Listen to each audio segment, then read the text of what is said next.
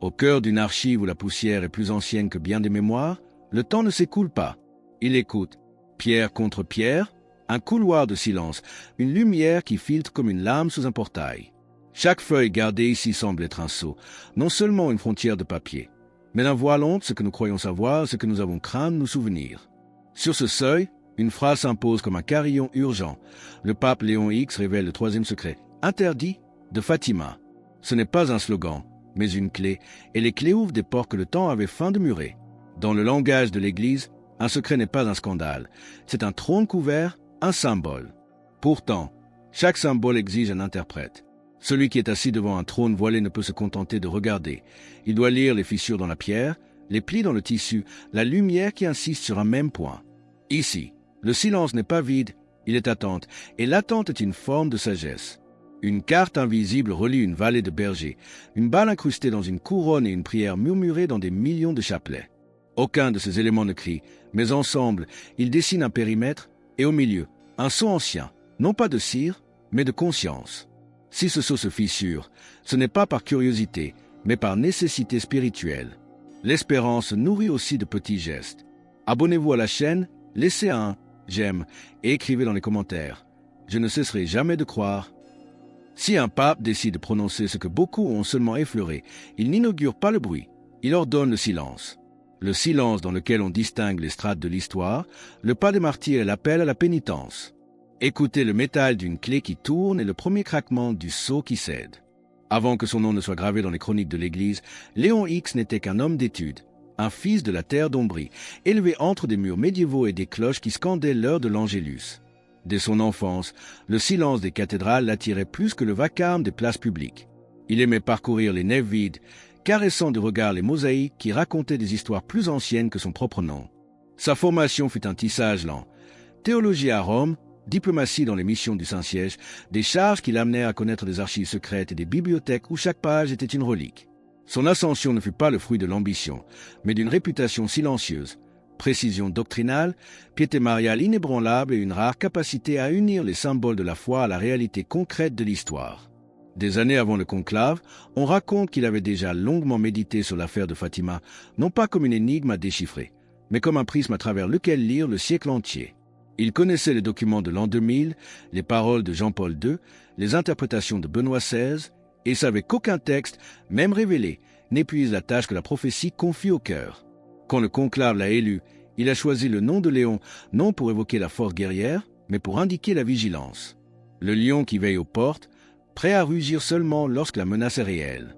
Dans les premiers mois de son pontificat, il a évité les déclarations fracassantes, préférant voyager dans des lieux silencieux. Sanctuaire marial, monastère, archives. C'était comme s'il lisait, ligne par ligne, un manuscrit oublié que personne ne lui avait formellement remis, mais qu'il savait devoir mettre en lumière.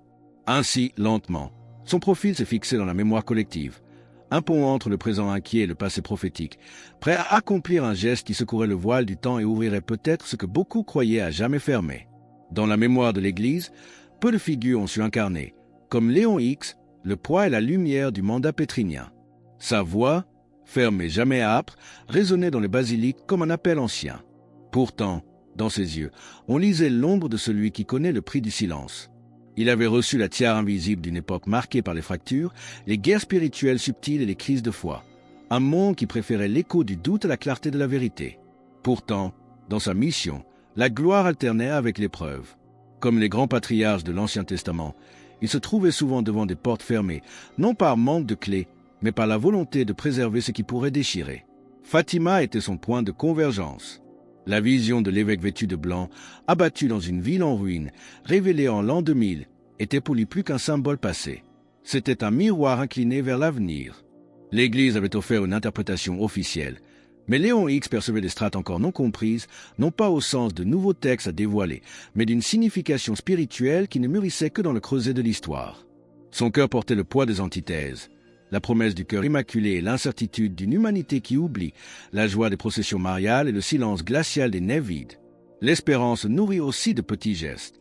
Abonnez-vous, laissez un j'aime et écrivez dans les commentaires. Je ne cesserai jamais de croire.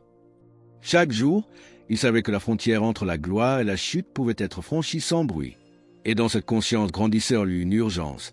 traduire ces antithèses en un acte, un geste qui pourrait unir ce que la peur et l'inertie maintenaient séparés. Quand Léon X traversait la nef centrale de la basilique Saint-Pierre, sa silhouette se découpait sur une scénographie qu'aucun metteur en scène n'aurait pu inventer. Le marbre polychrome, poli par des siècles de pèlerinage, reflétait la lueur des bougies comme un fleuve de lumière canalisé vers l'autel. Au-dessus de lui, la coupole de Michel-Ange s'ouvrait comme un ciel de pierre, et dans les mosaïques dorées, un langage ancien semblait couler. Son pontificat avait redonné une place centrale à des cérémonies que le temps et la modernité avaient reléguées dans l'ombre. Le chant grégorien, exécuté par des voix profondes, créait une vibration qui s'insinuait dans les os, comme si les murs eux-mêmes respiraient au rythme de la liturgie. Mais la véritable force de Léon X ne résidait pas seulement dans la liturgie, mais dans la garde des signes. Dans les archives apostoliques, il visitait des vitrines climatisées contenant des reliques et des parchemins jaunis. Parmi ceux-ci, une section était réservée aux documents mariales. Un dossier en particulier semblait exercer sur lui une force gravitationnelle. Étiqueté d'un code discret, il contenait des annotations manuscrites de sœur Lucie, la voyante de Fatima, et des notes de prélats qui avaient gardé le secret au fil des décennies. Léon X comprenait que le pouvoir ne résidait pas dans les murs de travertin ou dans l'or des autels, mais dans la capacité à incarner la continuité depuis le silence de la Cova Iria jusqu'au cœur battant du Vatican. Même une prière peut devenir un témoignage. Abonnez-vous, laissez un j'aime et écrivez dans les commentaires « Je crois au miracle ».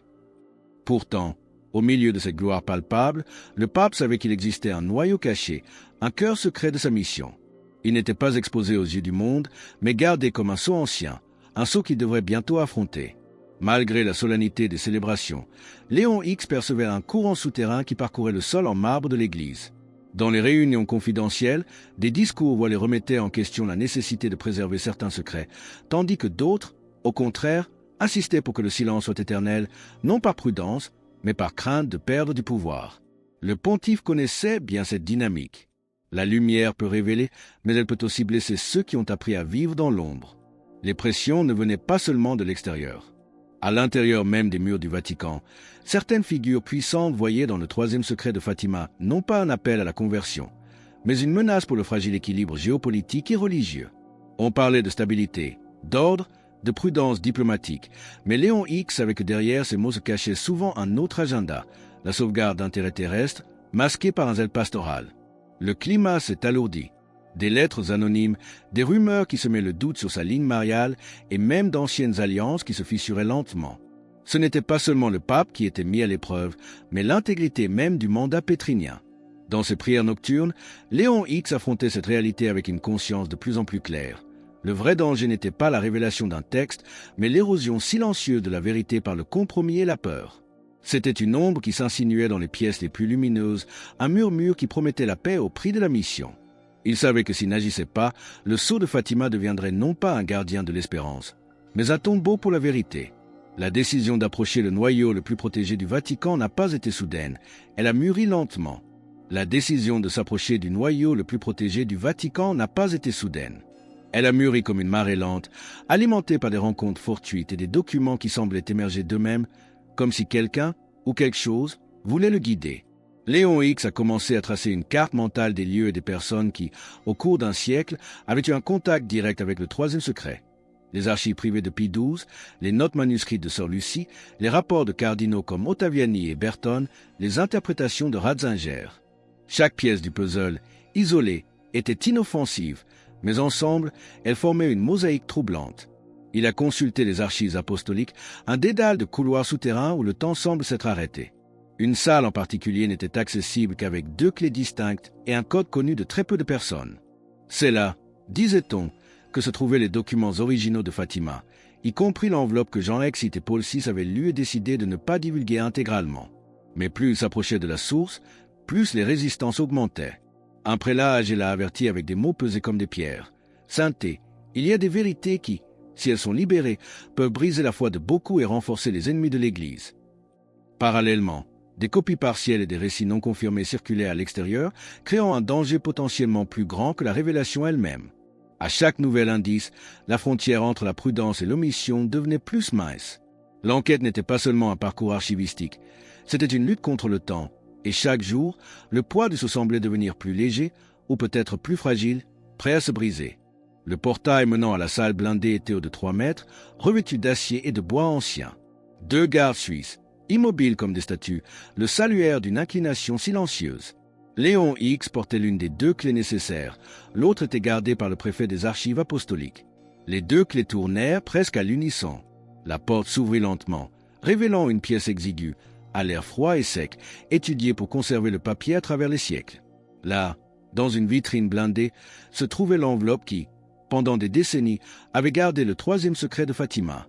Le sceau de cire rouge portait encore l'empreinte du cardinal Ottaviani. Le pape s'approcha, enfilant des gants de coton blanc. Un technicien ouvrit la vitrine. Le pape prit l'enveloppe avec une délicatesse presque sacramentelle. Puis, avec un petit couteau en or, il incisa le sceau. Le son fut imperceptible, mais à cet instant, un fil invisible reliant le présent au passé semble se rompre. Il sortit la feuille. L'écriture de sœur Lucie, menue et précise, courait sur les lignes. Il y avait les descriptions déjà connues, mais aussi des passages qui prenaient de nouvelles nuances à la lumière de l'histoire récente. Des références à des crises internes, à une nuit qui tomberait sur le cœur de l'Église et à un temps bref accordé pour la conversion. Le pape lut jusqu'au dernier mot, puis ferma les yeux. Le document était un miroir.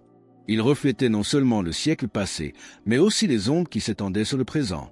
Il comprit alors que la révélation ne serait pas un scandale, mais un acte de justice envers la vérité. Il savait aussi qu'une fois prononcée, cette vérité ne pourrait plus jamais être enfermée. Il sortit, emportant avec lui non pas le papier, mais son essence, un appel à la pénitence et à l'unité. La vraie révélation n'était pas dans le texte, mais dans l'urgence qu'il transmettait. Si la vérité frappait à votre porte, auriez-vous le courage d'ouvrir? Restez avec nous, partagez votre voix et laissez la marque de votre nom et de votre ville dans les commentaires. Et votre parcours ne doit pas s'arrêter ici. Cliquez sur la vidéo qui apparaît maintenant sur votre écran.